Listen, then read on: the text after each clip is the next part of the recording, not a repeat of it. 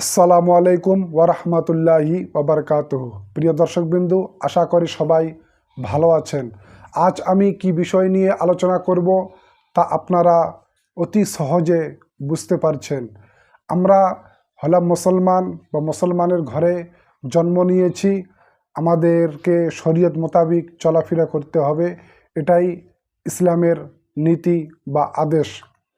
আমরা যদি চাই তো উঠতে বসতে চলতে ফিরতে আমরা নেকি অর্জন করতে পারবো, এবং শুয়ে থেকেও নেকি অর্জন করতে পারবো, বসে থেকেও নেকি অর্জন করতে পারবো, কথাবার্তা বলার মাধ্যমেও আমরা নেকি অর্জন করতে পারবো। কাল হাসরের মাঠে একটা নেকির জন্যে সবাই ছুটাছুটি করবে, কিন্তু একটা নেকি কেউ কাউকে দিবে না, কেউ কাহারও হেল্প করবে না।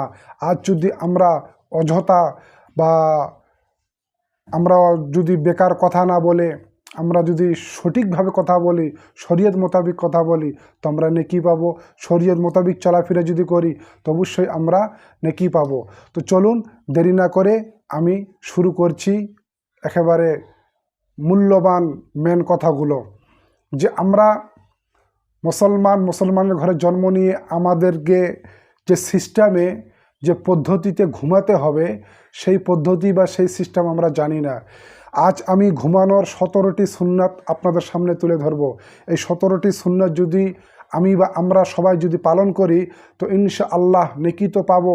আমরা যতক্ষণ পর্যন্ত শুয়ে থাকবো, যতক্ষণ পর্যন্ত ঘুমিয়ে থাকবো, ততক্ষণ পর্যন্ত ইবাদতের মধ্যে থাকবো। আর যতক্ষণ পর্যন্ত ইবাদতের মধ্যে থাকবো, সুবহানাল্লাহ, নেকি আমরা পেতেই থাকবো। তো আসুন শুরু করি ঘুমানোর 17টি সুন্নাত। 1 নম্বর সুন্নাত হলো ঘুমের আগে অজু করা। ঘুমের আগে অজু করে নিতে হবে। অজু করে যদি আপনি ঘুমিয়ে যান তাহলে মাশাআল্লাহ আপনি নেকি পেতেই থাকবেন। আর অন্য অন্য কিতাবের মধ্যে লেখা রয়েছে যে ব্যক্তি অজু করে ঘুমায় তার জন্য রহমতের ফেরেশতারা দোয়া করতে থাকেন সারা রাত, সুবহানাল্লাহ। তো ঘুমানোর আগে অজু করে ঘুমানোর চেষ্টা করবেন।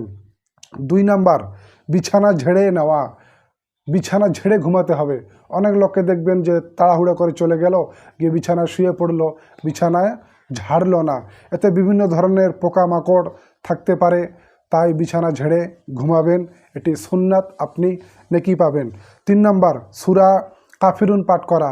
সূরা কাফিরুন, বলি ইয়া আইয়ুহাল কাফিরুন, এই সূরাটি একবার তেলাওয়াত করা, এটি হলো সুন্নাত। 4 নাম্বার সূরা ইখলাস, সূরা ফালাক ও সূরা নাস পড়ে শরীরে মাসা করা। সূরা ইখলাস একবার পাঠ করলেন, সূরা ফালাক একবার পাঠ করলেন, সূরা নাস পাঠ করে এরকম করে হাতুর তালাতে ফুঁক দিয়ে গোটা শরীর মাসা করে নিলেন। এতে বিভিন্ন ধরনের বালা মুসিবত থেকে আপনি বেঁচে থাকবেন, আর সুন্নতের উপরও আমল হবে, আপনি নেকি বা সওয়াব পেতে থাকবেন। 5 নম্বর আয়াতুল কুরসি পাঠ করা। ঘুমানোর আগে আয়াতুল কুরসি পাঠ করা, যদি মুখস্থ না থাকে মুখস্থ করে নেবেন। 6 নম্বর সৈয়দুল ইস্তেগফার পাঠ করা। সৈয়দুল ইস্তেগফার পাঠ করা মুখস্থ করে নেবেন, না হলে দেখে দেখে পাঠ করে ঘুমাবেন। স্ক্রিনের মধ্যে দেখতে পাচ্ছেন সৈয়দুল ইস্তেগফার। 7 নম্বর সূরা বাকারার শেষ 2 আয়াত পাঠ করা। আমানার রাসূলু বিমা উনজিলা ইলাইহি মির রাব্বিহি ওয়াল মুমিনুন, এই সূরাটি শেষ পর্যন্ত আমার 2টি আয়াত রয়েছে, এই 2টি পাঠ করে নেবেন। ইনশাআল্লাহ অনেক বালা মুসিবত থেকে বেঁচে থাকবেন, শয়তানের আশ্রয় থেকেও বেঁচে থাকবেন, আর আপনি নেকি পেতেও থাকবেন। এটি হলো ঘুমানোর সুন্নতের পদ্ধতি। 4 নম্বর সূরা মুলুক পাঠ করা। 8 নম্বর সূরা মুলুক পাঠ করা। সূরা মুলুক পাঠ করবেন। আর সূরা মুলুকের ফজিলত সুবহানাল্লাহ আমি অন্য একটি ভিডিওতে তুলে ধরব। 9 নম্বর সূরা ইখলাস 3 বার পাঠ করা। সূরা ইখলাস 3 বার পাঠ করতে পারেন, মাশাআল্লাহ। এটা হলো ঘুমানোর সময়ের সিস্টেম পদ্ধতি, আর আপনি নেকি পেতেও থাকবেন। 10 নম্বর দরুদ শরীফ 10 বার, 20 বার, 40 বার, 50 বার, যতবার পারবেন পাঠ করে নেবেন। 11 নম্বর সুবহানাল্লাহ 33 বার, আলহামদুলিল্লাহ 33 বার, আল্লাহু আকবার 33 বার ঘুমানোর আগে পাঠ করে নেবেন।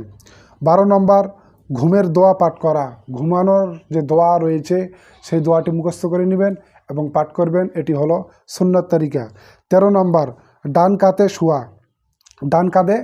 শোয়া, এটি হলো সুন্নত। 15 নম্বর ডান কাঁধকে ডান হাতের নিচে দেওয়া, ডান কাঁধকে ডান হাতের নিচে দেওয়া। 16 নম্বর এশার সালাতের পর ঘুমিয়ে যাওয়া, এশার নামাজের পরে তাড়াতাড়ি ঘুমিয়ে যাবেন, এটি হলো সুন্নাত তরিকা বা পদ্ধতি। 17 নম্বর ইস্তেগফার 70 বার পাঠ করা বা তারও বেশি পাঠ করতে পারেন।